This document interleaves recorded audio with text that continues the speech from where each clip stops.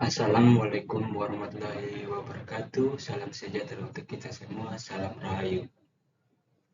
Terutama perkenalkan nama saya Christopher Taita Kamara. Saya dari Fakultas Bahasa dan Budaya Universitas Semarang 17 Agustus 1945. Pendidikan kepercayaan terhadap Tuhan Yang Maha Esa. Di mana kali ini saya akan membuat video yang berjudul tentang lahirnya filsafat pendidikan dan memenuhi tugas tanggung jawab, yaitu ujian tengah semester genap tahun 2022-2023. Dan saya mengucap banyak syukur kepada Bapak Suni Junaidi, SPD MPD, selaku dosen pengampu filsafat pendidikan.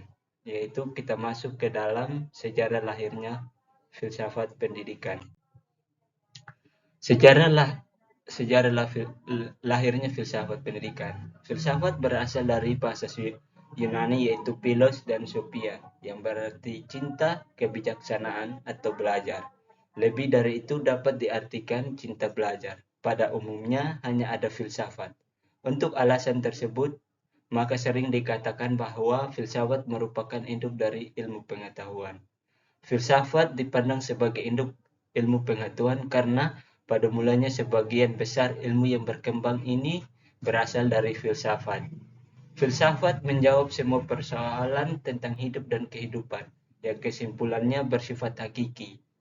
Filsafat adalah kebenaran menyeluruh yang sering dipertentangkan dengan kebenaran ilmu yang sifatnya relatif, karena kebenaran ilmu hanya ditinjau dari segi yang dapat diamati oleh manusia. Filsafat menjadi sumber dari segala kegiatan manusia, semua aktivitas warga negara dari suatu bangsa, di mana sejarah lahirnya filsafat itu berasal dari Yunani, yang artinya philos dan sophia, yang berarti cinta akan kebijaksanaan, yang dimana filsafat pendidikan tersebut adalah ilmu semua pengetahuan. Terus kita masuk ke dalam poin pembahasan yang pertama, yaitu hakikat pendidikan. Pendidikan adalah usaha sadar dan terencana untuk mewujudkan suasana belajar dan proses pembelajaran agar peserta didik secara aktif mengembangkan potensi dirinya untuk memiliki kekuatan spiritual, keagamaan, pengendalian diri, kepribadian, kecerdasan, akhlak mulia, serta keterampilan yang diperlukan dirinya, masyarakat, bangsa, dan negara. Di dalam hakikat pendidikan ini, di mana seorang pendidik akan mendapatkan ilmu atau ilmu kecerdasannya melalui dirinya sendiri, dan kepribadiannya berasal dari dalam dirinya tersebut.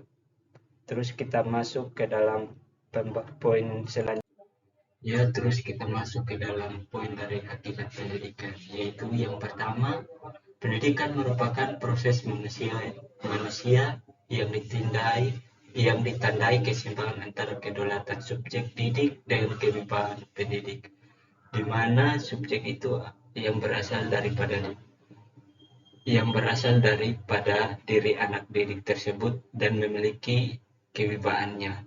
Yang kedua, pendidikan merupakan usaha penyiapan subjek didik menghadapi lingkungan yang mengalami perubahan semakin pesat, di mana anak pendidik tersebut yang akan mendapatkan sebuah perubahan atau yang mendapatkan ilmu, yaitu yang dari pertama, misalnya anak didik tersebut pengetahuannya masih rendah. Terus seiring berjalannya waktu, maka anak didik tersebut akan mendapatkan perubahan yang semakin meningkat.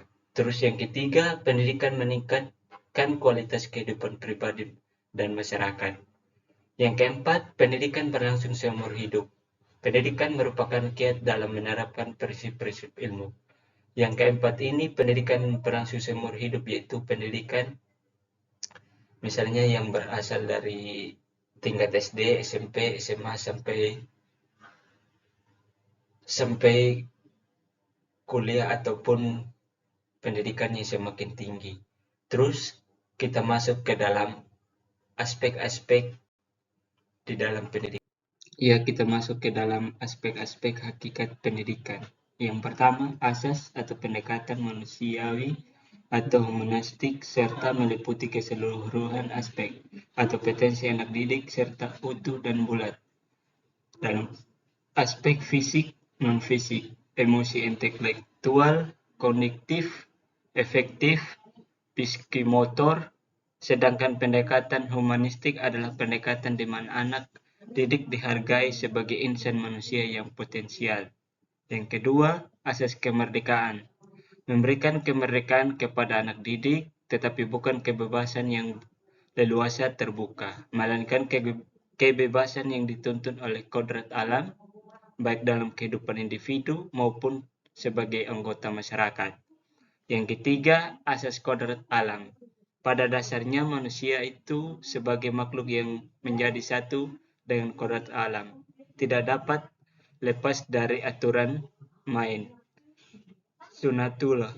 Tiap orang diberi keleluasaan, dibimbing untuk berkembang secara wajar menurut kodratnya. Yang keempat, asas kebudayaan.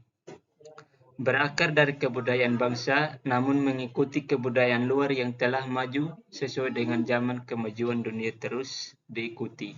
Namun kebudayaan sendiri tetap menjadi acuan utama jati diri. Yang kelima, asas kebangsaan. Membina kesatuan kebangsaan, perasaan satu dalam suka dan duka, perjuangan bangsa dengan tetap menghargai bangsa lain, menciptakan keserasian dengan bangsa lain. Yang keenam, asas kemanusiaan.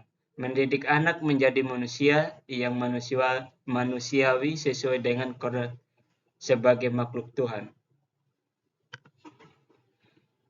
Jadi pada intinya, hakikat pendidikan menolak manusia menjadi manusia sehingga hakikat atau inti dari pendidikan tidak akan terlepasnya dari hakikat manusia, sebab urusan utama pendidikan adalah manusia. Wawasan yang dianut oleh pendidikan tentang manusia akan mempengaruhi strategi atau metode yang digunakan dalam melakukan tugasnya di samping konsep pendidikan yang dianut. Terus kita masuk ke dalam pembahasan materi selanjutnya, yaitu sejarah filsafat pendidikan. Filsafat diakui sebagai induk ilmu pengetahuan atau dalam bahasa Inggrisnya the mother of sciences, yang mampu menjawab segala pertanyaan dan permasalahan, mulai dari masalah-masalah yang berhubungan dengan alam semesta, masalah manusia dengan segala problematika dan kehidupannya. Di antara permasalahan yang dapat dijawab oleh filsafat adalah permasalahan yang ada di lingkungan pendidikan. Padahal menurut John Dewey, seorang filosofis Amerika, filsafat merupakan teori umum dan landasan pertanyaan dan menyelidiki faktor-faktor realita dan pengalaman yang terdapat dalam pengalaman pendidikan. Apa yang dikatakan John Dewey memang benar, karena itu filsafat dan pendidikan memiliki hubungan hakiki dan timbal balik. Filsafat pendidikan yang berusaha menjawab dan memecahkan persoalan-persoalan pendidikan yang bersifat filosofis dan memerlukan jawabannya secara filosofis. Terus kita masuk ke dalam pembahasan selanjutnya, yaitu kita masuk ke dalam poin, yaitu tujuan filsafat pendidikan. Tujuan filsafat pendidikan memberikan inspirasi bagaimana mengorganisasikan proses pembelajaran yang ideal. Teori pendidikan bertujuan menghasilkan pemikiran tentang kebijakan dan prinsip-prinsip pendidikan yang didasari oleh filsafat pendidikan. Praktik pendidikan atau proses pendidikan merupakan serangkaian kegiatan berupa implementasi kurikulum dan interaksi antara guru dan peserta didik guna mencapai tujuan pendidikan dengan menggunakan rambu-rambu teori pendidikan, di mana tujuan filsafat pendidikan yaitu guru dan siswa itu saling berinteraksi, Guru itu memberikan ilmu pengetahuan kepada siswa didiknya, sedangkan siswa didiknya akan mengembangkan pengetahuan tersebut untuk kepentingan pribadinya atau kepentingan seluruh bangsa. Terus, secara umum tujuan pendidikan dapat dikatakan membawa anak ke arah tingkat kedewasaan. Artinya membawa anak didik agar dapat berdiri sendiri, mandiri dalam hidupnya di tengah-tengah masyarakat. Ada 4 macam tujuan pendidikan, yaitu pendidikan nasional, tujuan institusional, tujuan kurikuler, dan tujuan instruksional. Yang pertama, tujuan pendidikan nasional. Tujuan pendidikan nasional yaitu membangunkan kualitas yang bertakwa kepada Tuhan Yang Maha Esa dan selalu dapat meningkatkan kebudayaan dengan sebagai warga negara yang berjiwa Pancasila, yang mempunyai semangat kesadaran yang akan tinggi, berbudi pekerti luhur, dan berkepribadian yang kuat, cerdas, terampil, dan dapat mengembangkan dan menyuburkan tingkat demokrasi. Yang bagian B, tujuan instruksional. Tujuan instruksional adalah perumusan secara umum pada pola perilaku dan pola kemampuan yang dimiliki oleh lulusan suatu lembaga pendidikan. Yang bagian C, tujuan kurikuler. Tujuan kurikuler yang untuk mencapai pola perilaku dan pola kemampuan serta keterampilan yang harus dimiliki oleh lulusan suatu lembaga. Yang bagian D, tujuan instruksional. Tujuan instruksional adalah rumusan secara terperinci apa saja yang harus dikuasai oleh siswa dan anak didik sesudah melewati kegiatan instruksional yang bersangkutan dengan berhasilnya. Tujuan filsafat pendidikan, ada pun tujuan filsafat pendidikan lainnya, yaitu yang pertama, dengan berpikir filsafat, seseorang bisa menjadi manusia lebih mendidik dan membangun diri sendiri. Yang kedua, seseorang dapat menjadi orang yang dapat berpikir sendiri. Yang ketiga, membedakan dasar-dasar pengetahuan, memberikan pendapatan yang sintetis pula. Yang terakhir, bagi seorang pendidik, filsafat mempunyai kepentingan istimewa karena filsafat pendidikan yang memberikan dasar-dasar dan ilmu-ilmu pengetahuan lainnya yang mengenai manusia, seperti misalnya ilmu mendidik. Adapun tujuan filsafat pendidikan juga dapat dilihat